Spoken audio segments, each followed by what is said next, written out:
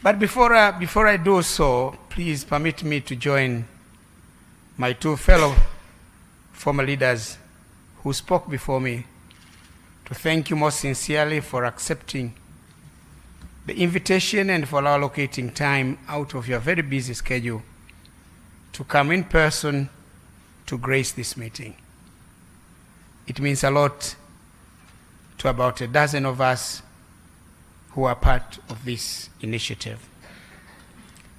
It demonstrates the importance that you personally and your esteemed government attach not only to the ideals of this retreat, but also to the discourse on democracy and development in Africa. Your Excellency, the relevance of this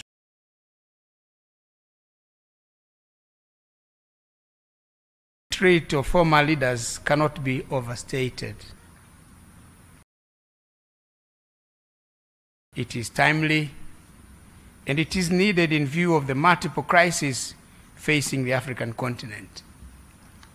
As mentioned earlier by previous speakers, political conflicts, wars, climate change, the COVID-19 pandemic, the high energy and food prices, the ongoing Russia-Ukraine war, and several others have been impacting negatively on growth and development in our dear continent.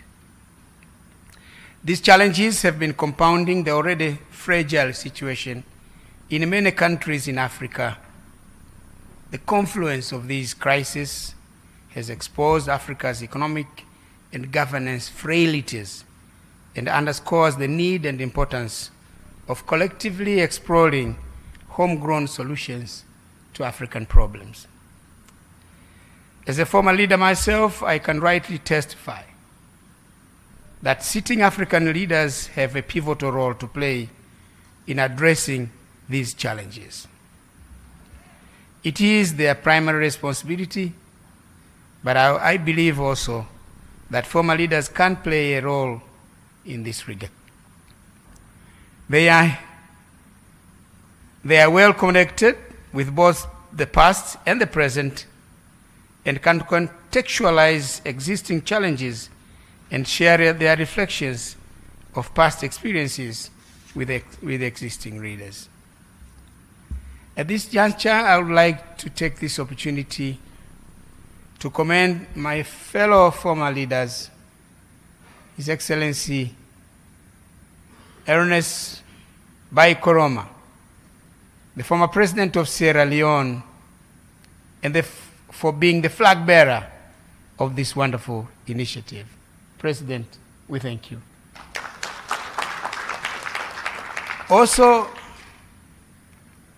His Excellency Haile Mariam, former Prime Minister of the Federal Democratic Republic of Ethiopia,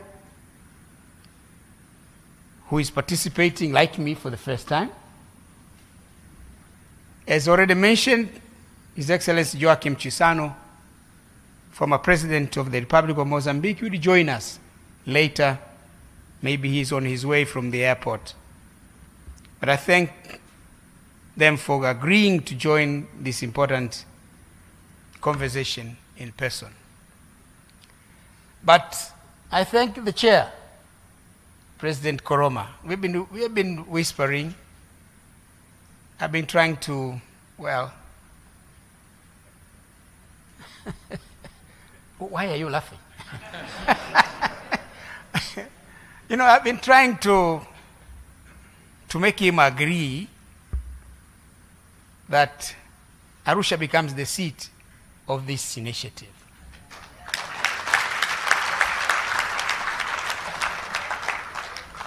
And he has generously accepted.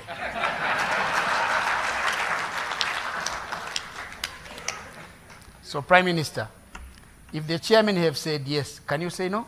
I already said it. Then it's done. In the same vein, I commend the other 9 leaders who have joined this initiative. They were supposed to be with us, but could not for various reasons.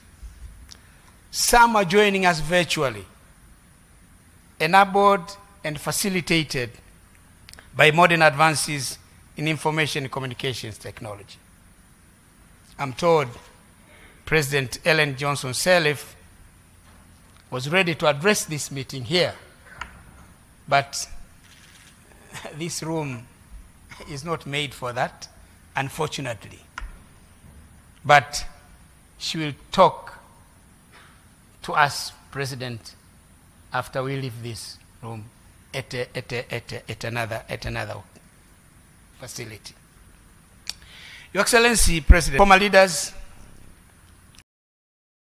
and distinguished participants will share their thoughts, wisdom, and experiences on the broader areas of governance and development, but accord specific attention on the intriguing subject of the state of democracy in Africa. I'm of the view that for one to fully appreciate the current situation in Africa, it is worthwhile to reflect on the challenges we have been grappling with in the political, economic, and development arena from a historical perspective. Most of the challenges we are facing, our countries today, are a continuum of what has been happening in the past. Since independence in the 1960s, successive governments of African countries have been preoccupied with the overarching task of nation building, which involved matters relating to holding the country together. As you know, President and all the distinguished participants, Africa is the only country that the borders are arbitrary. No continent in the world has borders like ours, like ours. They are straight line, which means the borders are not natural. It appears that somebody was holding a rope on one side and the other on this end, drawing a line. The right is mine, the left is yours. And in the process, they've created nations that have a lot of difficulties. They've created conflicts within nations and conflicts between nations. So holding together such countries is a mammoth task.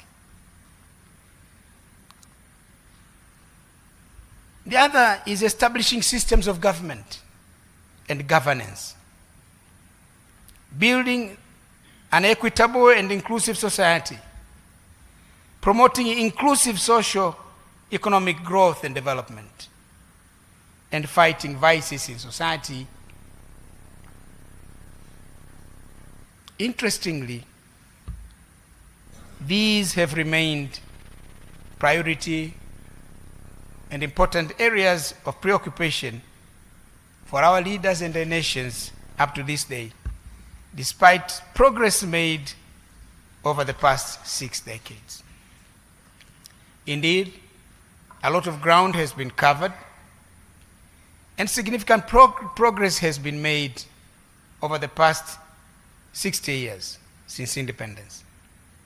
However, the levels of progress made differ from country to country and between our continent of Africa and other continents.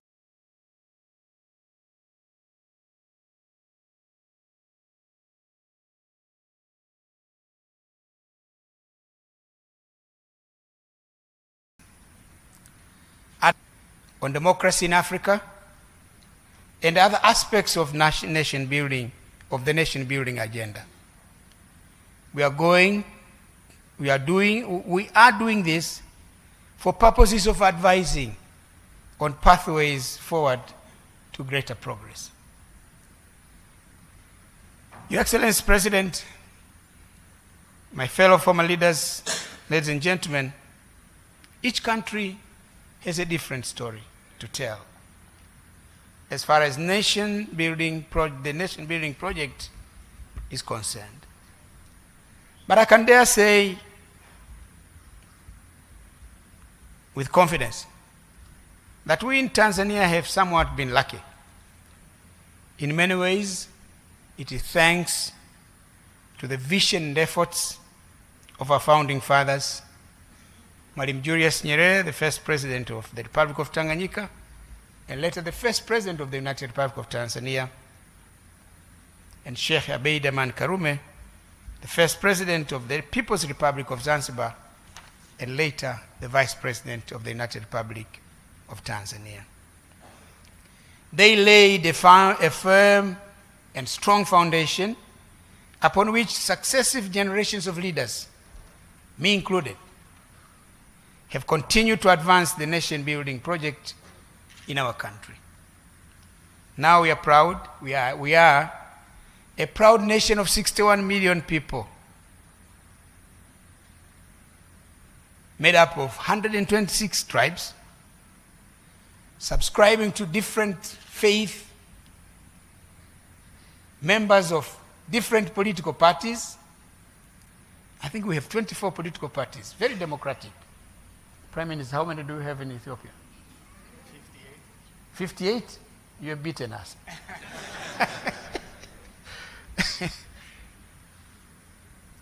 But we are at peace with ourselves. In many aspects of the human development indicators, we are better off today than we were at independence or even 20 or 10 years ago. However, there are still many challenges that we need to continue to be working on to consummate the goal of a united, stable, democratic, and prosperous Tanzania. It is heartwarming to note that Your Excellency President Dr. Samia Suluhu Hassan and your esteemed government have steadily stayed the course. You are not only sustaining the gains made so far, but you are steadfast and committed to advancing the country to greater heights.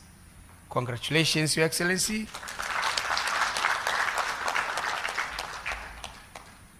And please continue to do the good work.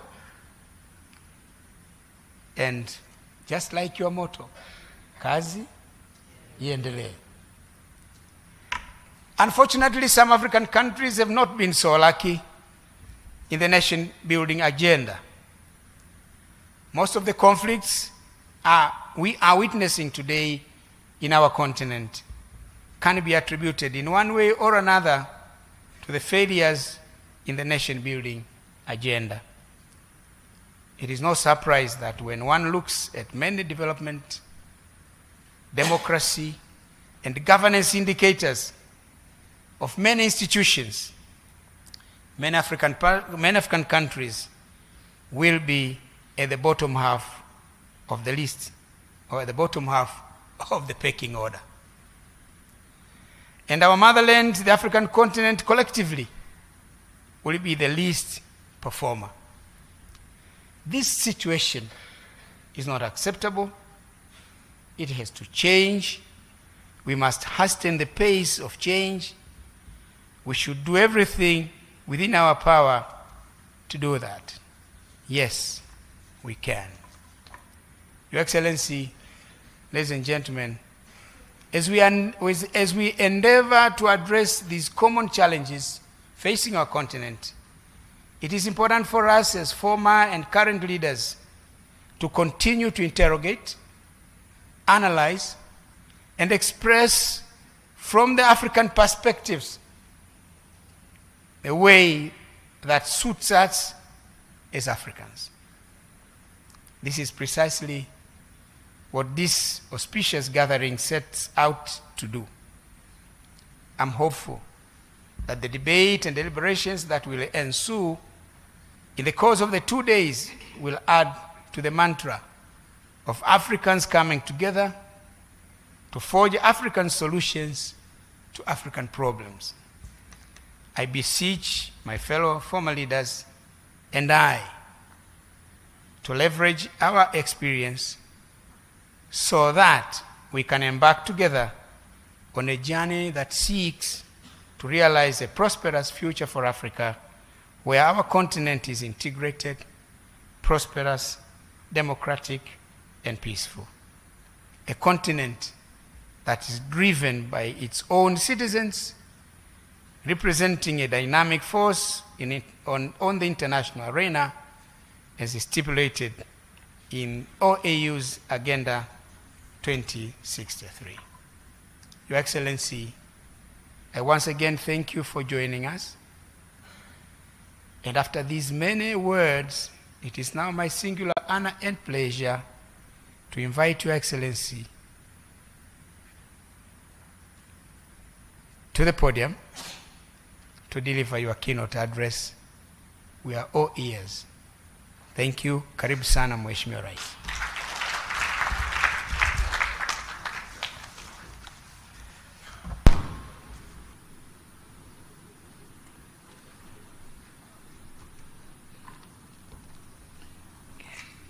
Please be seated. Thank you.